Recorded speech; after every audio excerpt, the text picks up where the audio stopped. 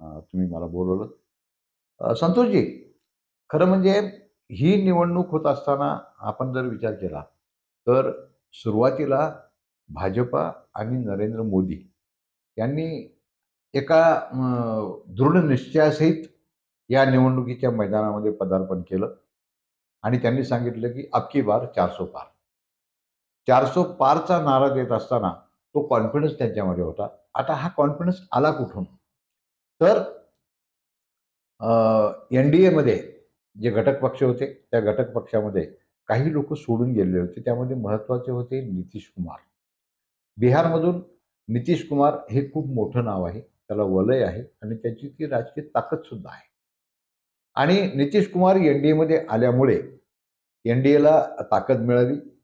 दुसऱ्या बाजूला आपण जर इंडिया अलायन्सचा जर विचार केला, तर इंडिया अलायन्सला एन-डी-ए सारखी क्रिटिसाइज करत होती, की यांची काही एकता होऊ शकत नाही. हे सगळे भ्रष्टाचारापासून लपण्यासाठी एकत्र आलेले आहेत, अशा प्रकारचे आरोप होत होते. आणि त्या निवडणूक डिक्लेअर म्हणजे जेव्हा अधिसूचना निघाली, तत्पूर्वी भाजपाची आणि एन-डी-एची ही त्यांची कॉन्फिडन्स लेव्हल खूप उंच होती. पण जशी ही निवडणूक सुरू झाली आणि या निवडणुकी प्रक्रिया जेव्हा ही सुरू झाली आणि प्रक्रियेमध्ये गेल्यानंतर ही एन-डी-ए, इंडिया आघाडी ही हळू-हळू, हळू-हळू जोर पकडत आली. आणि मग पुढे आपण जर बघितलं तर पहिला आणि दुसरा टप्पा देशातला जेव्हा पार पडला, त्यानंतर मोदींनी 400 पार ही घोषणा किंवा हा नारा त्यांनी बंद केला. झालं असं, की तुम्ही महाराष्ट्राचं विचारलं, एकंदर देशाचं चित्र मी सांगतो, की उत्तर प्रदेशमध्ये 80 पैकी 62 जागा 19च्या निवडणुकीमध्ये भाजपनं जिंकलेल्या होत्या. मात्र या निवडणुकीमध्ये हा कॉन्फिडन्स लेव्हल घेऊन जात असताना बऱ्याच ठिकाणी आपण बघितलं, की भाजपची उमेदवारी विद्यमान खासदारांनी नाकारली. त्यामध्ये सगळ्यात महत्त्वाचं उदाहरण म्हणजे, की देशाच्या अर्थमंत्री निर्मला सीतारामन यांनी सुद्धा उमेदवारी नाकारली. एवढंच काय, जेव्हा 19च्या निवडणुकीमध्ये मोदींनी वाराणसी आणि बडोदरा गुजरातमधल्या या 2 ठिकाणांवर निवडणूक लढवली आणि दोन्ही ठिकाणी ते जिंकले. त्यानंतर त्यांनी वाराणसीची जागा कायम ठेवली आणि बडोदराची जागी राजीनामा दिला. त्या ठिकाणी नंतर पोटनिवडणुकीमध्ये ज्या महिला निवडून आल्या, त्या विद्यमान खासदार यांनी देखील या निवडणुकीमध्ये उमेदवारी स्वीकारण्याचं नाकारलं. यातून जी भाजपची खासदार मंडळी किंवा सत्तेतली मंडळी यांना हे चित्र कुठेतरी धूसर दिसत होतं, की येणाऱ्या निवडणुकीमध्ये आपला निभाव लागणार नाही. आपण झारखंडचं जर उदाहरण घेतलं, तर झारखंडमध्ये 10 जागा आहेत. 10 जागांपैकी 6 उमेदवार भाजपने जे दिलेले आहेत, ते काँग्रेसमधून आलेल्या लोकांना उमेदवारी दिली. आणि मग कुठेतरी भाजपच्या कार्यकर्त्यांमध्ये देखील ही एक न्यूनगंड आला त्यांच्यामध्ये, की आम्ही काय फक्त सतरंज्याच उचलायच्या का?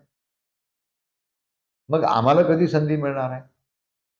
आणि जेव्हा काँग्रेसमुक्त भारत ही घोषणा मोदींनी केली होती, आजचं जर चित्र बघितलं, तर काँग्रेसयुक्त भाजप झालेली. एवढंच नाही, पहिल्या 205 उमेदवार जेव्हा घोषित केले भाजपानं, त्यामध्ये 93 विद्यमान खासदारांची तिकीटं कापण्यात आली. तुम्हाला असं म्हणायचं की काँग्रेसची भांगरेच झाली आता. म्हणजे एक्झॅक्टली. भाजपची भांगरेच झाली. आणि आणि गंमत अशी आहे, की जर मोदीची गॅरंटी आहे, म्हणजे भाजपचं तिकीट मिळालं, मोदीची गॅरंटी म्हणजे इन्शुरन्स आहे. मग असं जर आहे, तर 93 खासदारांची तिकीटं का कापली? पिलीभीतमधून तिकीट कापलं गेलं. म्हणजे भाजप स्वतः कुठेतरी स्वतःला असुरक्षित समजत होती. आणि एक झालं, की या निवडणुकीच्या माध्यमातून ही निवडणूक पार्श्वभूमीवर होती ना, यातनं 3 समाजामध्ये चुकीचे मेसेज गेले. ज्यामुळे की भाजपच्या विरोधामध्ये त्यांची मतं तयार झाली. ती 3 समाज म्हणजे एक मुस्लिम समाज. मुस्लिम समाजाची ही भावना झालेली आहे, की पुन्हा जर मोदी सत्तेत आले, तर सी-ए-ए आणि एन-आर-सी या माध्यमातून आमचं अस्तित्वच धोक्यात येणार आहे. असुरक्षित आहे. दुसरा, दलित समाजामध्ये हा मेसेज गेलेला आहे, की जर भाजपा पुन्हा सत्तेत आली, तर डॉक्टर बाबासाहेब आंबेडकरांची घटना ही बदलणार आहेत आणि यांना मनुवादाची घटना लागू करायची. तिसरा आणि सगळ्यात महत्वाचा मुद्दा आहे, की ज्याकडे कुणीच लक्ष दिलं नाही.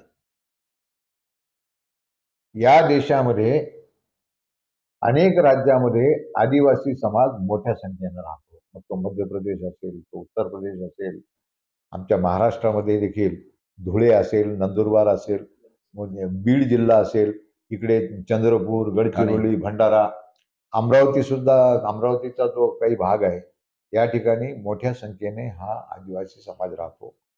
हा आदिवासी आणि मायक्रो जो समाज आहे मागासलेला, हं. यांना आम्ही कधी ओळखच दिली नाही. हे हिंदू आहेत का मुस्लिम आहेत का भारतीय आहेत? उदाहरणार्थ एखादा पोतरा झाला तर आपण सहजपणे बोलतो, "हे भिकाऱ्या पुढच्या दारात जा." मग त्यांना ती ओळख सुद्धा नाही.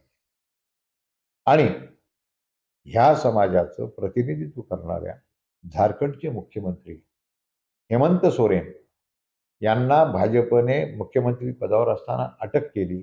या माध्यमातून तमाम अगदी नेपाळपासून तर कन्याकुमारीपर्यंत आणि आसामपासून गुजरातपर्यंत सगळ्या आदिवासी समाजामध्ये हा मेसेज गेला, की भाजपा आदिवासी समाजाला सत्तेमध्ये भागीदारी देऊ इच्छित नाही.